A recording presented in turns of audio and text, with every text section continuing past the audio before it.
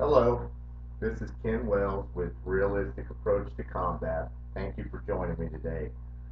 Today, I'd like to answer a few email questions I've received on the lopsal position. Uh, when to use the lopsal technique on my approach? When do I use the lopsal technique on my approach? I'll touch base on that. Also, where the lopsal technique will lead me if I use the lopsal technique as an entry on my opponent. Now, when do I use the lopsal technique? Well, if I'm facing my opponent in right to right lead and I go to attack him, it could be that he's way stronger than I am. Now, if that's the case, I don't want to fight this guy. I want to make my job as easy as it can possibly be. Now, as I come in on my approach, I shoot my attack. At that point, my opponent gives me this real strong lead forward energy to block my attack, the lead forward obstruction. But when he gives the lead forward obstruction, he's kind of pumped up, he's in a physical confrontation too. So he overreacts, he gives it a little stronger than it needs to be. This would be a good time to use the lopsal technique. Now, how do you apply the lopsal technique? Listen, number one, learning how to apply lopsal and when to apply lopsal takes training. When to recognize the situation that calls to use the lopsal technique. And like I said before, you don't determine. That's determined by your opponent. Now, as I come in on my opponent and I go to attack, as I collide with that lead forward obstruction, I notice that my opponent gives me the lead forward obstruction, and it's real overbearing, it's real strong. He's really trying to crash into my punch with his block. This is a good time to apply the lopsal technique, roughly translated, grab hand.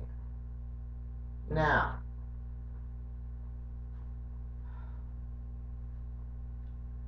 as I am in my approach and I meet the lead forward obstruction or the barrier, the lead forward barrier, or the lead forward block from right to right lead, I will grab my opponent's blocking hand and I will pull it to me because he's forcing his energy towards me. As I go to punch, he's trying to block. Because he's trying to block and overpower me, this is a great time to pull him into me. Hence, grab hand or the lopsal technique. Now, as I grab my opponent's blocking hand, I'm going to strike. As I pull him to me, I'm going to strike over the hand or the barrier that I'm pulling to me. Now, obviously, whether you punch or eye poke, whatever you may do in that situation, lopsal is a wonderful technique. It's unexpected, and I can never recall a time that I've applied the lopsal technique that it didn't land. It's a wonderful technique. Now, there's a couple of ways you can apply the lopsal technique. You can apply it by grabbing the barrier and shooting a straight punch or a straight attack over that barrier, Or it could be that as you meet the barrier, you could pull it in and back fist, literally close the area so that your opponent has no chance of hitting you whatsoever. His only option at this point will be to give you a secondary obstruction. You can pull and back fist in your lopsal. Now, either way you do it, yes, you can meet a secondary obstruction. It could be that this guy might have a little bit of skill. If that's the case, he may sense what you're doing. I've never seen it happen, but it could happen.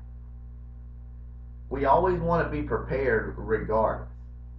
We always want to have an answer or a solution to every position we could possibly be in once we meet reference or collide with our opponent.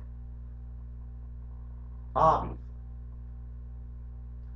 Now, as I lopsal into my opponent, he could give me a secondary obstruction or a rear barrier, meaning as he goes to block my punch, he gets pulled in.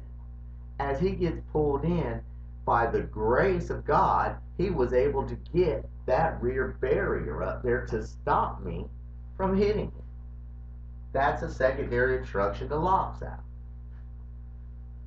Now, there's no need to even discuss